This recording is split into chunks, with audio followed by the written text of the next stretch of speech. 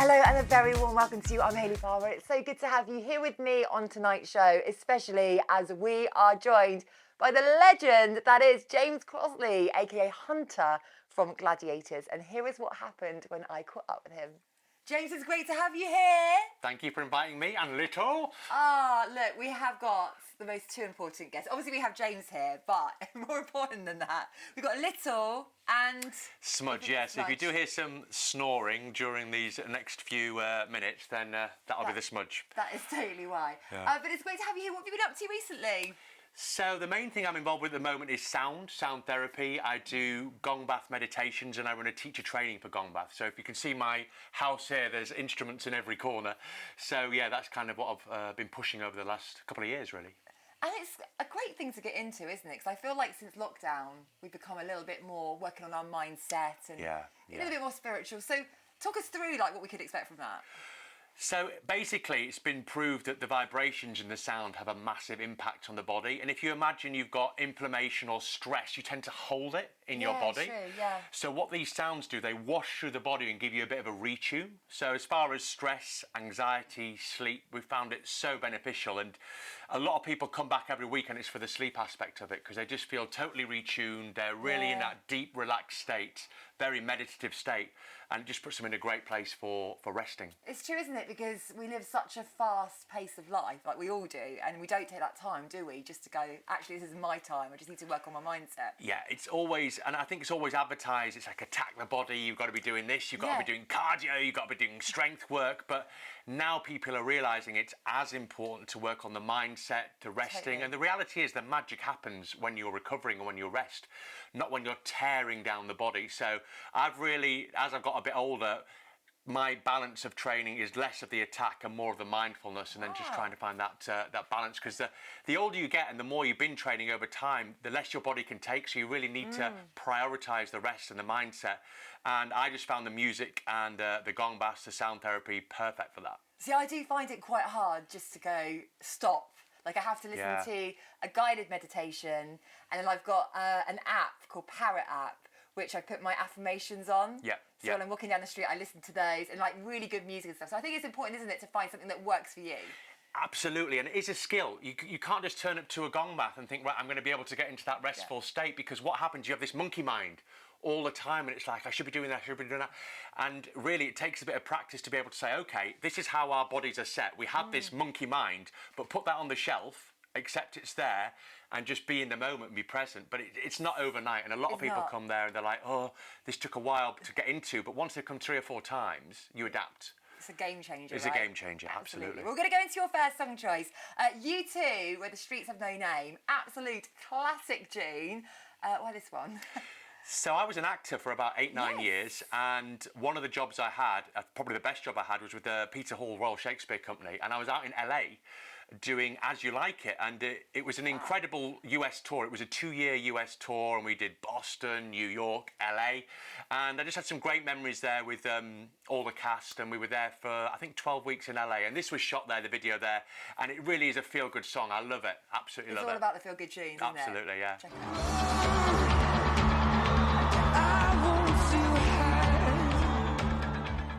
We have got some fun facts about you, James, that we need you to elaborate.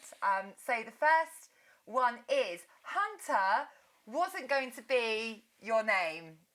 That's true, yeah. I was, and initially, when I finished the audition, they said you're going to be called Trident. And I even signed a few autographs, because my audition was at a school, and I think the kids were aware of the show at the time because it had been going on for a year.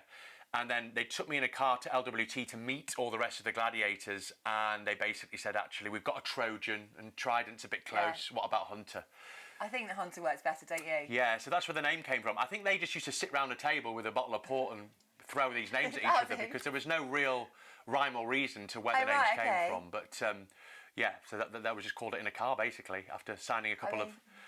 If you've got a Trident autograph, let me know. Yeah, right in. Okay, next one. Your favourite quote is fail to prepare, prepare to fail. This is true. My dad used to say that to me when I was like 9 years old, and kind of been embedded in me ever since. And I've definitely used that quote for anything I'm passionate about, because it's yeah, it's definitely about preparation for me. I was never the biggest, I was never the strongest, I was never the fastest. I'm not like naturally any of those, but I always had that kind of mental attitude to be fully prepared for everything that I was involved with. And the hard work ethic. So it's about that hard work, that ethic, that grit, and I think fail to prepare, prepared to fail is a really good kind of way of summing that up. I love that. I listened to Tony Robbins. Oh yeah, and he's all about that. Yeah. On that note, you trained as an actor, as you said earlier. You had a part in Emmerdale. I did, but that was before I trained as an actor, actually. Oh, okay. So at that point, I think I'd done maybe 8 or 9 pantomimes. And did you love a bit of panto? Yeah, because we got it from the Gladiators, you know, they automatically came on. Yeah. So they'd asked me to do an episode. I'd never done any acting at that point. I'd just done the pantos. What was that like? Was it quite scary? Emmerdale. Yeah. Well, I had to go back. I seem to remember I had to go back like 6 or 7 times because they lost light and it was snowing and the continuity. Yeah. And I really was playing myself, but I didn't really. I remember I was talking like this, and the director came up to me and said, "James, we're not projecting to the back of the auditorium now." But awkward. Mandy Dingle, and what's Lisa Riley, isn't it? I remember her saying to me, "How strong are you?" And I said, "Well, my trick at the time was I could get anyone to punch me in the stomach as hard as they could. This was my kind of party trick." So she said, "Okay, let me have a go." So she punched me in the stomach, and I kind of jokingly stepped back, and I fell down a bank and ended up in a river. And I had this wool pack sweatshirt on, and they only had one. So we held up filming by about an hour and a half because they had to wash it and get all the mud off it. And I just remember all these flashbulbs going off as I was rolling into this, and I literally fell face down in the river, and it looked like Mandy Dingle had knocked me off my feet. But is there any video? That wasn't the case. That wasn't the case. Just to confirm, love that. We're going to go into your next side, Mr. Brightside. Yeah. Again, this is just a fabulous feel-good song. I used to rent rooms to friends in a house, and there was kind of a couple of girls lived here, a couple of guys, and the girl was South African, and she was a big rocker. And I remember when she lived here, this was one of my favourite songs, and it just reminds me of us all having this full house and like party time, and this is just such a good song. Yeah, check it out. Coming out of my cage and I've been doing just fine. Gotta be down because I want. We've got some questions from some of our lovely viewers. Sam says, what was your ritual when you were on Gladiators? Was there something that you did every single time before you went on? Well, I'm a big believer in the mental power of the games, and so what I would do before, how it would work, you didn't know what event you were going to be on until you got there. Oh, so you just found that the night before, is that right? Or sometimes on the morning, yeah. So you get there and there'd be a list, and it would say Hunter, for example, wall. So before the wall, like half an hour before I had to go out, 40 minutes, I'd do this big warm-up, and then I'd do this meditation where I'd visualise the whole process of going up and down, which route I was going to take. So there was a lot of mental work going on as far as the events. Completely like an athlete, like a marathon runner. Like, exactly the same, yeah. And it's funny because athletes always say when they're really in the zone, they don't remember the game, and that used to happen all the time. You wouldn't remember because when you're so focused, the adrenaline it's just a bit of like, what just happened? What happened? Did I win? So that was a big thing for me. Also, I was quite into meditation, so I did this animal meditation. So I'd visualise I was a different animal for each event. So depending what attributes I would need, I might be like a monkey for climbing around the pendulum, or I might be a rhino for the gauntlet. So I would really a strong believer in like the mental aspect of it, not just the physical, even at this time. It's so true, isn't it? In life, I just think that mental aspect, even now, like you say, you don't lose that, do you? You need it for everything, really. It's super important. Another question from Leanne says, what is your morning routine at the moment? Okay, so I've just done my Reiki teacher training, actually. And so at the moment, every morning I'm doing some self-Reiki because I'm just kind of getting into that, working on all that. So I do a bit of self-Reiki every morning. I always walk the dogs fairly early, so before I've eaten anything. Strong coffee, walk the dogs, a little bit of Reiki, like the coffee. And then a protein breakfast. Hey! And you've got the ice bath, haven't you? I do have an ice bath, yeah. I mean, I do throw that in when the weather's pretty good as well. Only when the weather's good. I tend to do the ice bath at night, though. I quite like it at night, yeah. Oh, okay. Yeah. I guess it kind of just... Well, actually, I've got a really good view here of the moon and Orion and all of that, so it's actually quite nice at night to... Still too cold. We're going to go to your next song. It's an Elton John classic song, this one. Oh, yeah, you chose for us. Why this one? Well, this is just, I think it's... I really like Elton John's writing, and I was really intrigued by his film that... Elton would write the music and Bernie Taupin would write the words, and sometimes they wouldn't even meet to chat about it. He'd like fax him it. So I do just think this is quite a nice song before you go out, kind of gets you in the mood. It's got a real good beat to it, so yeah. Have you really seen like Elton it. play live before? I've never seen him play live, no. I no. have. He's absolutely phenomenal. Yeah, very talented. Big Elton John fan. Here we go.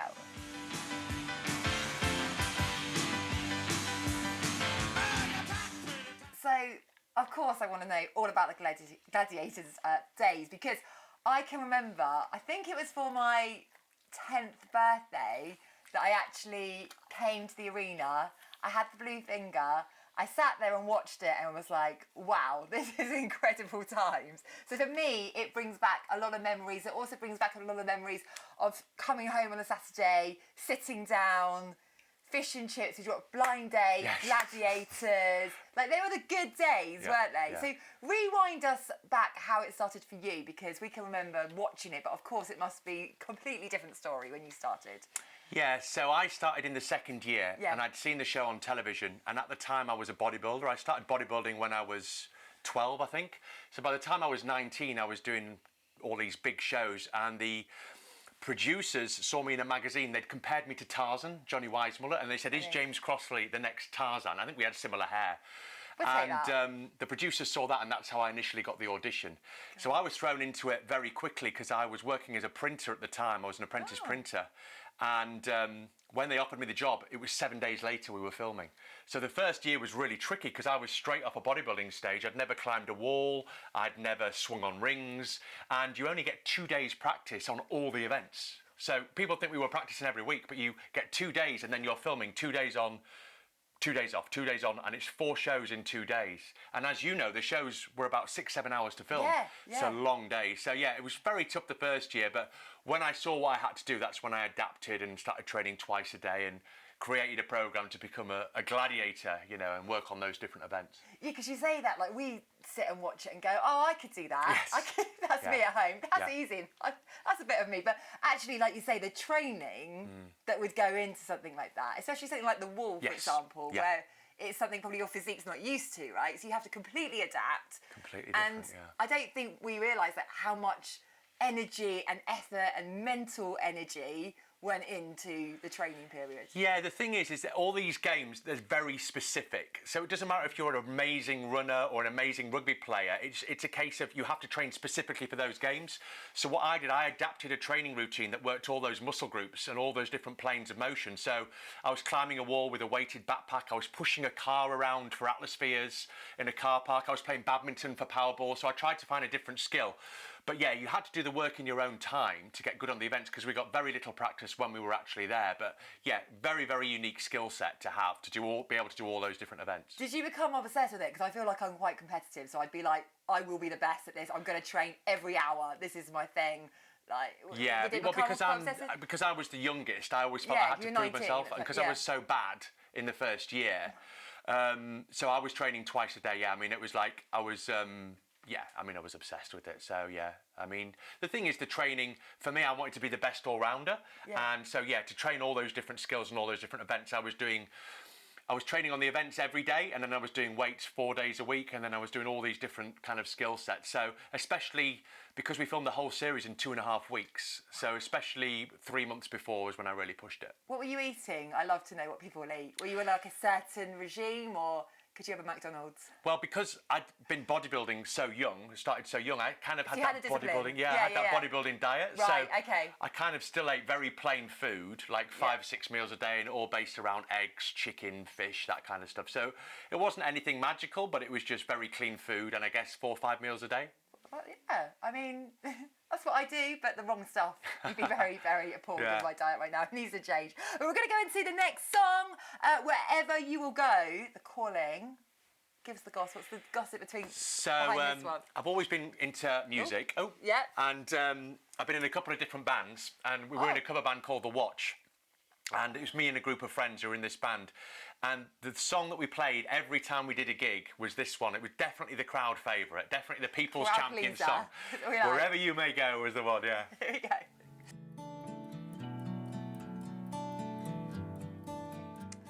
We've got a quick fire Gladiators round because, as you know, I'm obsessed with Gladiators. Coming back, so we thought we'd go there. Here we go, Hunter. Hang tough or Jewel? Duel, I think. Hang Tough was a tricky game to get the hang of. It took me about 3 years to get it, especially when I was like at the time about 18 stone. Whereas Duel is man against man powerhouse. So I think I preferred Duel. Hang Tough was definitely more skilled. Right. The Wall or Hit and Run?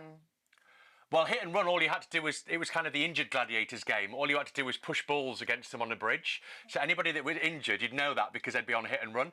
The Wall was, I was a bit obsessed with the Wall because when I came that first year, I couldn't even get to the top. I got halfway up and I couldn't get to the top. So that became a bit of my best event, I think. So I really enjoyed the Wall and obviously quite a skilled game. So yeah, Hit and Run was more for a cappuccino and a croissant, really. It wasn't really a game. That's pretty impressive that the Wall, that was actually your worst event and it ended up being your best event. That's an achievement. Because the climbing rolled over to a lot of the events. So if you could climb fast for poleaxe, for the Wall, it helped for Hang Tough, all these different games. So it had a big carryover for other games as well. Which game was it that you injured your shoulder in once? That was Powerball. Oh, it was Powerball. Yeah, so I dislocated my shoulder. Well, I ended up dislocating it 6 times, but that was the first time. 6 times? Well, once it goes, I had a couple of operations, but yeah, it just became, even now, it's like the Achilles heel. So, yeah, it's always been a problem ever since then. But, yeah, the shoulder, Powerball. Oh, Powerball or poleaxe? So, poleaxe, the American Gladiators flat refused to do it. It was a scary event. I was the youngest, and at the time, I was on poleaxe every time. Did that get banned or not? It got banned. We had Zodiac broke her neck on it. And, well, I say broke her neck. She did break it, but it wasn't like you think broken neck. But she did get a massive payout from it by LWT. She did sue them. The American Gladiators, like I said, refused to do it. We had people craned off it because they were scared. It was like 60 feet in the air. So you had to have a lot of bottle to do that game. But I think the fact that I conquered it, it made it, it was known as my game. So I'd have to go for poleaxe there, even though it was a bit of a dice roll how you were going to land. The thing is, win or lose, you had to come off that pole. Yeah. So it was lose-lose. There was never a win. Oh my God, honestly. Next one is Atmospheres or Danger Zone. A Danger Zone again was a injured Gladiators event, but I hated Atmospheres. Like, I hated it. So I think I'd rather go on the Danger Zone. Yeah. Well, it was like a cheese grater. If you fell over in the Atmosphere, it was literally like being grated. And I remember the first year I was locked in the Atmosphere and I'd never even been in it. I'd never even been in it before and I had to do it on telly. So I just had this horrible feeling about being so unprepared and I was locked in an Atmosphere because they bolt you in. They literally bolt you in. There's a guy there with a drill bolting you in. So, yeah, it's not a great feeling. Joust or the Eliminator? Well, the Eliminator was only done by the contestants, although I did it. Was it? Yeah, I did it once. Did you not run up it? The last show when they did Gladiators v Gladiators, I did it, but normally we wouldn't do it. Joust was a bit of a joke game because obviously Duel was so popular, but the thing about Joust is half the time, because the horse would move, you couldn't even reach the contestant. So I think Joust didn't last very long. It wasn't very popular. So I think the Eliminator was such a popular. I mean, people always remember the Eliminator, so I'll go with that one. It's a classic, isn't it? I like to do that at the tube station to see if I can Yeah, people still do it. Yeah, I still do it. If I see an escalator and it's not moving, I sometimes think, I challenge myself. I like that. Well, actually, the quads and knees aren't so good these days as I get older. Yeah, you can tear your hamstring, so be careful on that one. Health and safety, always. Oh, Tracy Chapman's your next song. Yeah, so this is B.B. King and Tracy Chapman. I'm a big blues fan. And when I started playing the guitar, I think 25 years ago, it was all about the blues. And this is one I love to listen to in the house, just when I'm pottering around. I just think it's such a cool song. Yeah, enjoy. Thrill is gone.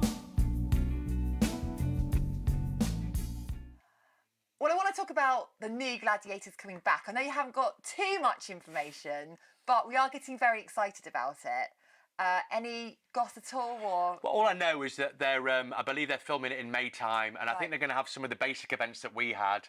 Obviously, with year one, I'm sure they'll stick to the classics like the Wall, Powerball, Duel, all the simple events that are easy to set up. I believe they're doing 11 shows and they're filming it in Sheffield. That's pretty much all I know. Do we know who's presenting it yet? No idea. No, I mean, I think some names have been like going around, haven't they? Yeah, but I think what they'll have is they'll have a sports person and a presenter. Yeah, makes sense. Well, we used to do live shows in Sheffield, so we filmed in Birmingham, and then every year we'd go to Wembley and do some live shows in Sheffield. So it's an amazing arena to do it in. So I think it'll look very similar to ours in a sense of they'll have that big crowd. And I think that's what really made the show so epic, is that you have that 10,000 people there cheering it on. It really kind of makes it. I was there. I was living the dream in the audience when I was little. Well, you'll Good know it's days. quite an epic thing to watch, isn't it? No, it's like part of my childhood. It means a lot to me. That's why I'm excited for it to come back. Yeah. So I'm sure they'll do a good job. It's BBC, so I'm sure. Hopefully they will bring some of you guys back and some new people. I don't know. I'm sure they're casting for the Gladiators now, and I'm sure they'll have a whole new breed. So yeah, I mean, they might get us back to do a bit of a chat or this or that. I don't know, but if they need any help training the Gladiators, can then you? I mean, they're in good old days. Well, Wolf's 70, so I'm not sure I'm sure he'd love to make a comeback. He's 70 years old, and he's like, I'm ready to go. I'm ready to go, and I'm like, Wolf, I mean, you're 70, mate. I'm not sure you're that ready to go, but he's up for it, yeah. Do you see a lot of the Gladiators? We sometimes do like jobs together. So here and there we still do. It's amazing, isn't it? After 30 years, we still do little appearances. Who's so your fave?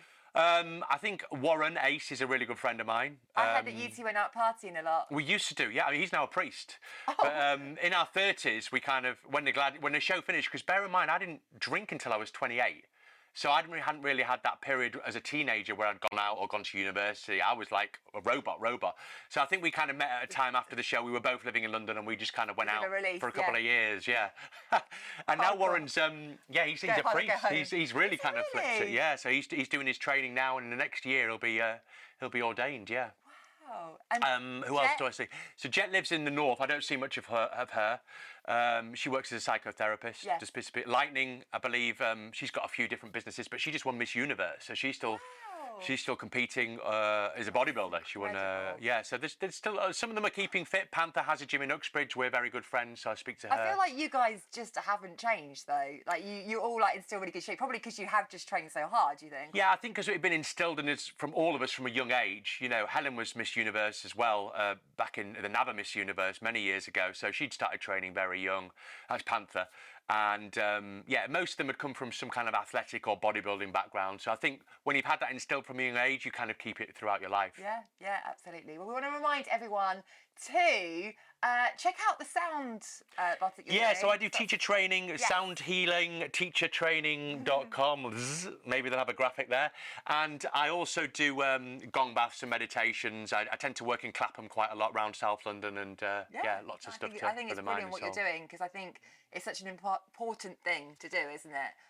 Especially in these times. So make sure you check it out. The next soundtrack I am living for. Tell us more. So when I started bodybuilding, my mum took me to see Rocky 1, 2 and 3 in a 6-hour bonanza, and I was like brainwashed. It was literally brainwashed.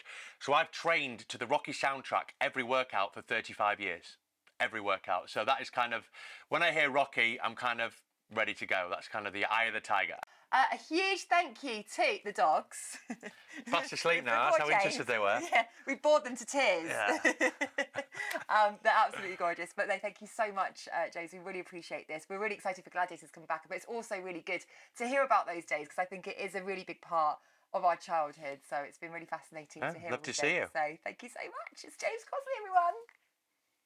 Huge thank you, Jams Crossley. What a show, just wonderful. And thank you to you at home for supporting the show. It really is much appreciated. Thank you. Now, I will see you same time, same place next week. Stay safe. I'm Hayley Palmer, and I'll see you then.